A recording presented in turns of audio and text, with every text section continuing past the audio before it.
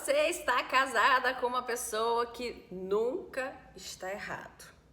A criatura é uma pessoa que está sempre certa, sempre tem razão, não erra nunca. É isso que está acontecendo aí no seu casamento? Então vamos ver o que é que de fato acontece aí na tal da segunda camada. Como você já sabe aqui, a gente vai decodificando o que é que pode estar acontecendo aí no seu relacionamento, no seu casamento, e a gente vai te ajudando através da comunicação que funciona a ter um casamento sem brigas e feliz. Aqui a gente fala com casais que se amam, mas que não se entendem, e a gente faz esse negócio funcionar. Portanto, se você ainda não é inscrito nesse canal, vai lá, se inscreve, aperta o sininho e lembre-se, deixa seu like, comenta, porque assim o YouTube, o Instagram, o Facebook, eles sabem que esse tipo de vídeo é importante para você e aí ele entrega mais para você, tá bom? E compartilha aí com os amigos, as amigas que você sabe que estão passando por um problema e estão com um casamento meio que na berlinda, tá bom? Manda eles virem para cá. Bom, então vamos lá. Que história é essa desse homem que não consegue estar errado de jeito nenhum? Existe uma brincadeira que eu vi essa brincadeira, na verdade, em Portugal, e eu achei muito interessante, que é como as nossas piadas, né, que a gente faz, mas são aquelas piadas meio que reverberam aí durante o tempo, né? E aí, de repente, uma pessoa vira para outra na piada e fala: mas eu não estou errado, eu só não sabia que eu não estava certo. E é mais ou menos isso que a gente precisa começar a aprender a fazer para poder ir ajustando a comunicação com essa pessoa até que ela se sinta melhor e confortável para de fato entender que ela é que tá com problema. Não adianta a gente ir lá e apontar o dedão assim, ó, você tem ego frágil, você não tá conseguindo entender que você precisa mudar. Não adianta a gente ir lá e fazer isso, porque essa pessoa dificilmente vai enxergar, principalmente porque ela já tem profissionalizado dentro dela, por ser um adulto, né? Ela já é profissional em negar os próprios erros. Então, ainda mais que você enfiar o dedo na cara e falar, você faz, aí ferrou. Aí que ela se fecha mesmo, ela vai dizer que não fez, vai girar de pé junto, que ela não tá errada, tá? O que acontece com esse tipo de pessoa, né? Quando a gente está falando especificamente de homens. Como eu sempre pontuo para vocês, a gente precisa fazer as coisas falando de uma geração, né? A gente precisa falar de acordo com costumes, tipo de educação, geração que se vivenciou, as experiências. Porque se a gente falar hoje em dia dessa garotada de 2000 e alguma coisa, eles já vivenciam uma outra estrutura, né, de pensamento, completamente diferente da nossa, porque nós já somos pais que estamos proporcionando uma nova estrutura de pensamento.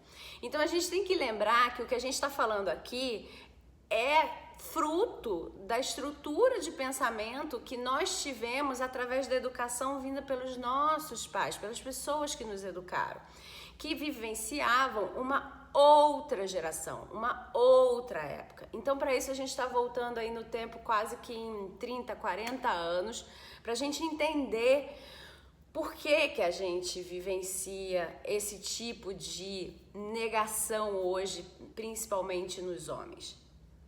A gente está acostumado com uma geração onde, né, se você tem entre 28, 29 anos até uns 55, né? Se você tá mais ou menos nessa faixa, você pode ter convivido muito com pessoas que hoje têm entre seus 60 e poucos e 75, 70, quase 80 anos, né?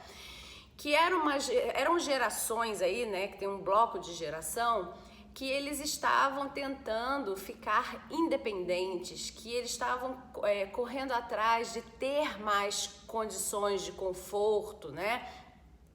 que eram pessoas que foram criadas por pessoas que vivenciaram um pós-guerra, né? E aí eles vivenciaram como filhos, né, de uma geração de pós-guerra, eles vivenciaram uma escassez, eles vivenciaram uma dureza, eles vivenciaram pais traumatizados, eles vivenciaram uma série de coisas que para essa geração dos nossos pais, né, que uns nem passaram tanto por isso, outros passaram mais, dependendo da idade, essa geração de pais, eles entenderam que a melhor forma de criar os filhos, que somos nós, né? Essa geração que está entre aí seus 30 a 50 e poucos anos, era entregando tudo que a gente queria, tudo que a gente precisava, tudo que eles entendiam que iam proporcionar um melhor futuro para nós. Seja lá qual foi o seu futuro, né, que hoje você está colhendo, que seus pais deram, pode ter sido um futuro mais abastado, menos abastado, não importa, mas a gente está falando de um pensamento de uma geração, tá? E nesse pensamento dessa geração ainda se criavam meninos, meninas, né? E aí, quando tinha o tal do costume envolvido, o que a gente percebia muito era que a menina, ela sempre tinha um elogio com uma pontuação de uma ponderação. Olha, você fez isso muito bem, mas você precisa melhorar aqui, né? Ou você não tá boa o suficiente nisso, preste atenção nisso. Por quê? Nós estávamos vivenciando uma geração que estava sendo projetada para o futuro para ganhar o mundo, porque as mulheres tinham que ganhar o mundo, né? Se apostava que a mulher ia trabalhar, ia fazer acontecer, ia tomar vários postos altos que antes eram mais ou só dos homens. Então, a crítica dentro do mundo feminino, ela é muito mais cruel e muito mais presente do que na vida do mundo masculino, como criança, por exemplo, né? No mundo dos meninos, tá? No mundo dos meninos, muitas das vezes você via um menino perna de pau, aquela criatura que não sabe jogar futebol de jeito nenhum, mas a mãe e o pai estavam lá, vai lá campeão, vai campeão, corre campeão, vai dar tudo certo campeão, vai lá. Você não ouvia dizer, olha, tu é um perna de pau, meu filho, o que você precisa fazer para melhorar, né? Porque já se sabia que o futuro, entre aspas, daquele garoto estava mais ou menos garantido só pelo fato dele ser um menino, né? Então, se colocava os elogios em cima desse menino o tempo inteiro. Então era muito difícil de você dizer para um menino desse, né, que é o campeão perna de pau, que ele é um perna de pau, ele não vai aceitar. Se a figura mor da vida dele, que é o pai e a mãe, grita no campo de futebol que ele é um campeão e a criatura não consegue nem tocar na bola, né? Imagina você chegar para ele e falar, né? Você, a Zé Ninguém lá, né? Que tá checando na vida dele, fala assim, então, não sei não, acho que não é bem assim não. Tô achando que campeão tá longe de você, né? Agora, pra você que era uma menina, alguém disse sim, olha, você quer fazer balé, minha filha? Você precisa emagrecer. Com esse peso, não dá. Ah, olha, aí não tem o biotipo pra ser modelo não, minha flor. Você precisa ir ser esguia e tal. Ih, olha, mas com esse cabelo não dá. A mulher tá muito mais, infelizmente, acostumada a ouvir críticas e a ouvir defeitos do que um homem, por causa desse padrão que a gente vivenciava, tá? E aí, você tem que entender o seguinte, que eu tô dando uma olhada aqui para não me perder nos vídeos, que eu não me perdendo muito, né? Eu começo a voar na maionese aí, vou falando de outros temas dentro do próprio vídeo, os vídeos têm ficado muito grandes, né? Então, o que você precisa prestar atenção aqui é o seguinte, é muito mais fácil dentro de uma discussão, você com seu marido, ele dizer pra você que ele não tá errado, que não tá acontecendo nada de errado na vida dele, que ele tá ótimo, tá tudo certo, ele nunca tá errado. E o que acontece é que na hora que você vai combater isso, né, que você entra em combate, porque você entra numa briga, né, você faz uma coisa que mulher é craque em fazer. Na hora que a gente abre a boquinha, a gente solta uma língua ferina que ela é maldosa. O homem, ele consegue, né? Isso a gente falando de pessoas não trabalhadas, tá? Pessoas não trabalhadas, um homem ele consegue ser muito mais grosseiro e maldoso nas atitudes dele, tá? Do que na fala. E a mulher, ela consegue ser muito mais maldosa na fala do que nas atitudes dela, tá? A gente tem pontos diferentes até na nossa maldade. E, cara, para de puritanismo. Todo mundo tem seu lado mal e todo mundo tem seu lado bom. A grande virtude é a gente aceitar que a gente tem o nosso lado mal e que a gente precisa controlá-lo e a gente precisa entender que a gente precisa sempre olhar para a luz, querer ir para o bem e se melhorar e fazer o bem todos os dias. Essa é a grande virtude. Se você fosse um ser do bem, totalmente do bem, minha filha, você não estava aqui não, tá? Aqui existem sim pessoas que têm sua fatia de maldade, sua fatia de bondade, e o que a gente procura como ser humano é se melhorar e fazer cada vez mais o bem, se afastar cada vez mais desse pontinho aí da nossa maldade, tá? Então, a mulher, ela tem a maldade na ponta da língua, enquanto o homem tem a maldade nas atitudes. Portanto, precisamos sim trabalhar muito bem a nossa forma de nos comunicar com o nosso marido, porque ele não está acostumado e ele não entende o que é uma maldade falada, porque ele está acostumado a lidar com maldade na atitude, ele está acostumado a ser passado para trás, ele está acostumado a tomar uma pernada. Olha só como tudo é atitude, né? Ele está acostumado a roubarem o cargo dele, ele está acostumado a perder alguma coisa, tudo é ação, né? Mas ele não está acostumado a ouvir que ele está errado, né? Por quê? Porque a maldade na cabeça dele, que ele sabe lidar e que ele sabe correr e fazer com que ele saia de perto disso e se aproxime cada vez mais dos atos de bondade, tá na atitude. Para o homem tá na atitude e para a mulher, em geral, está na fala. Portanto, muito cuidado com o que você fala, tá? Porque a língua é ferina aí para a mulher, tá bom? Bom, existe também um outro ponto que é crucial nessa história da fala. A fala, ela acaba trazendo o que é real, o que é fora do idealizado para dentro da relação. Obriga a pessoa a enxergar aquela realidade. Coisa que uma atitude talvez camufle. Então, quando ele tá dizendo para você que ele tá certo, né? Ele não fez nada de errado e você fala que ele fez de errado, né? Não existe algo que ele possa combater com uma atitude para te mostrar que ele tá certo, no caso dele tá errado, né? E aí fica muito difícil para ele entrar nesse diálogo. Carla, mas olha só, do que você tá falando então pra gente resolver esse problema e parar de brigar? Aqui, né? Aqui a gente não tá falando se você tá mais certa, se ele tá mais certo, se você tá mais errada, se ele tá mais errado. Aqui o objetivo é a gente não entrar no embate, a gente não entrar numa briga, né? A gente entrar numa conversa. E aí você sabendo disso, que você tem na ponta da sua língua, né, a bala que vai atirar no cara, né, e que isso para ele é algo que ele não sabe lidar, porque ele não aprendeu a lidar com isso. Você aprendeu, porque você ouviu a vida inteira coisas horríveis, né? E aí você teve que aprender a lidar. E você também deve ter falado lá suas coisas horríveis e você aprendeu a lidar com isso, né? Agora, talvez para você seja muito mais difícil você aprender a lidar, por exemplo, com uma atitude.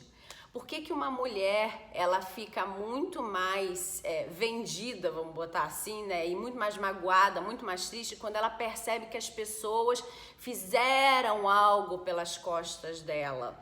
E ela se surpreende, coisa que um homem talvez não se surpreenda. Ele pode se magoar, mas ele não se surpreende com aquilo. Por que que isso acontece com a mulher? Porque a gente não está acostumado a receber a maldade através de uma atitude. A gente está acostumado a receber a maldade através da fala. A doer aqui, sabe? A tal da responsabilidade emocional que é quebrada, né? E aí, a gente de repente vê amigos que fizeram alguma coisa que não incluíram a gente, ou que, sei lá, fizeram alguma coisa pelas nossas costas, e aquilo dói. Por quê? Porque você não sabe lidar com aquilo, você não sabe como aquilo foi arquitetado. Porque não é a forma como a mulher sabe lidar com a maldade. A mulher lida com a maldade através da fala, em geral, tá? Que tudo é em geral. E o homem, ele fala pra você, olha, não me surpreendo de nada que tenham feito isso. Você não tinha que estar esperando nada, você não tinha que estar não sei o quê e tal. Por quê?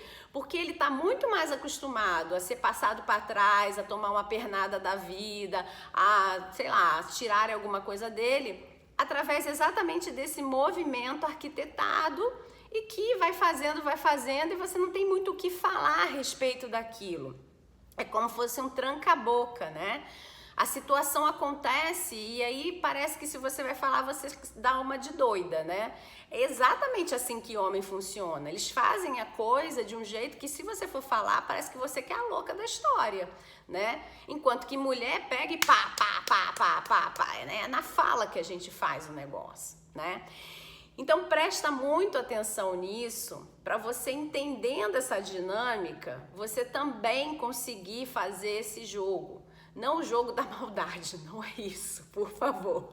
Mas é você fazer o jogo de entender que quando ele está dizendo para você que ele não está errado, é porque ele só está conseguindo enxergar a ação dele. E você está falando alguma coisa para ele. Então mostre para ele através da atitude, que é a forma como ele consegue enxergar, né? Através de atitudes que ele está errado. E não através da fala. Porque a fala, inclusive, para ele, vai soar como maldade, vai soar como afronta, vai soar como, né, um ponto que você está querendo trazer uma discórdia.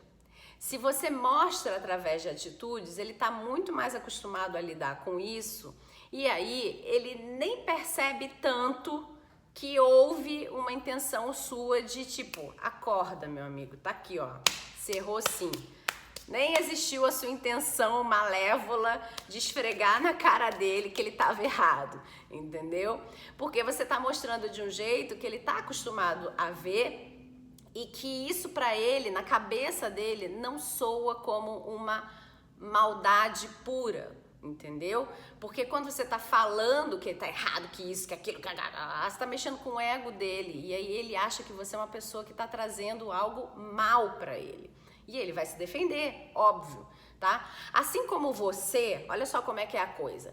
Quando você tá lá discutindo, por exemplo, com a sua irmã, com a sua mãe, com uma amiga, com uma outra mulher, ela fala coisas pra você, assim, às vezes pavorosas e que dependendo da situação e da pessoa, né, e você sabendo que você estava errada, mas que você tá batendo ali fingindo que você tá certa, né, que é a mesma situação aqui desse homem, aquilo não entra em você e não dói tanto. Apesar de você saber que o que ela quer fazer é uma maldade com você, né, que é te esfregar na cara que você tá errada, né, e de uma forma que é má, porque é da forma da fala, né, que é o que faz esse embate entre vocês, aquilo dali não dói tanto quanto se a pessoa tivesse agido pelas suas costas, porque é assim que mulher fala, né? Agiu pelas minhas costas para me desmoralizar e mostrar que eu estava errada. Não é assim que mulher faz?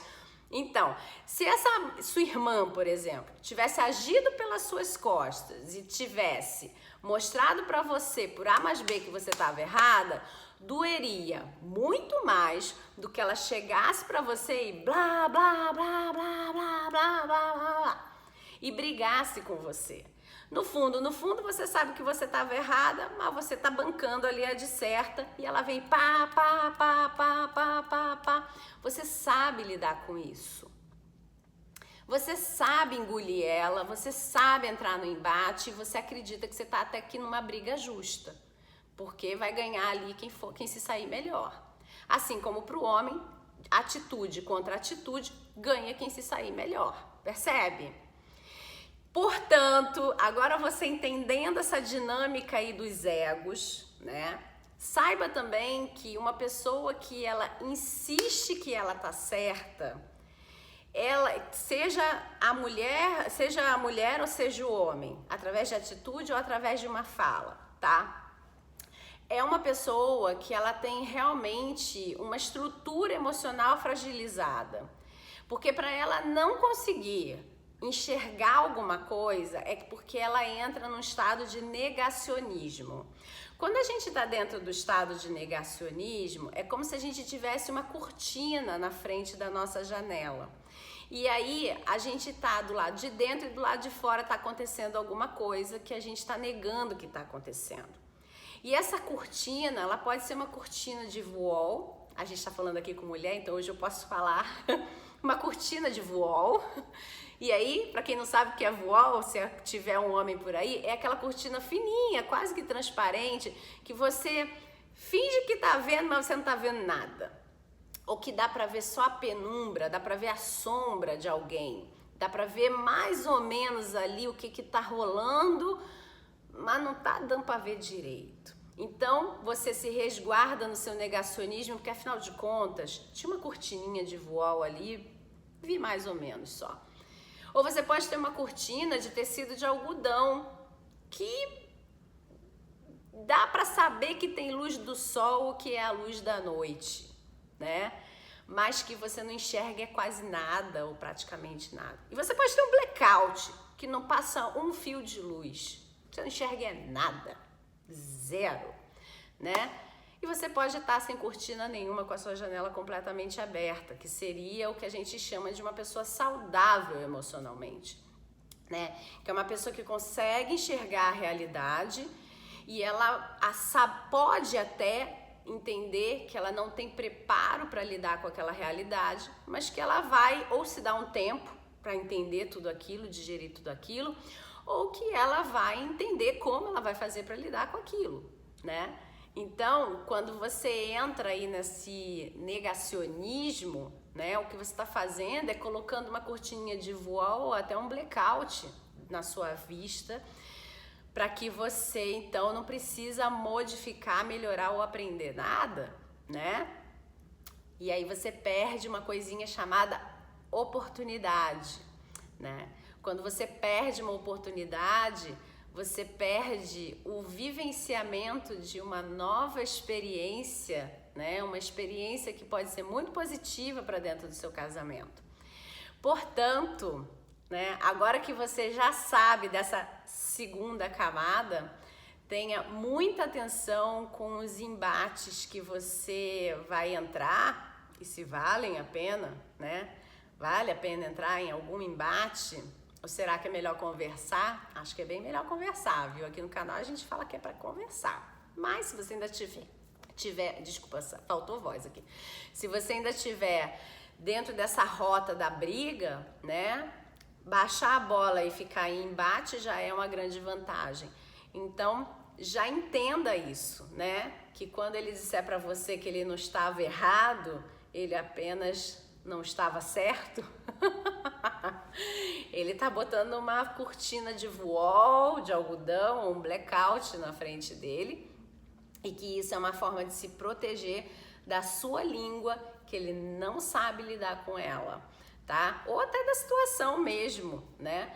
Mas, em princípio, você coloca na frente aí que pode ser a sua língua e que aí você vai aprender a segurá-la e fazer o melhor que você puder a respeito disso, porque, inclusive, esse tipo de atitude te afasta mais do seu lado malvado, te leva mais para o seu lado melhor, né? Para a melhor versão que você pode ser, e faz com que, então, você pare para raciocinar sobre que atitude, então, você vai tomar para que ele enxergue com clareza o que é que está acontecendo ali, que ele tá negando que ele esteja errado, tá bom? Bom, eu espero que esse vídeo tenha te ajudado, tenha te trazido mais clareza mesmo sobre essas questões. E se você, então, ainda não é inscrito nesse canal, se inscreve, tá? Vou ter que falar isso de novo, porque senão o YouTube não entrega os nossos vídeos. Clica aí, dá seu like e faz um comentário, compartilha aí com os amigos, com as amigas que estejam vivendo um casamento com brigas, com problemas, que aqui a gente fala sobre essas coisas, a gente dá técnica, a gente dá insights, a gente abre a sua mente para você poder entender um novo caminho de se comunicar com o amor da sua vida e ter um casamento sem brigas e feliz, tá bom? Então, um grande abraço e até a próxima. Tchau, tchau.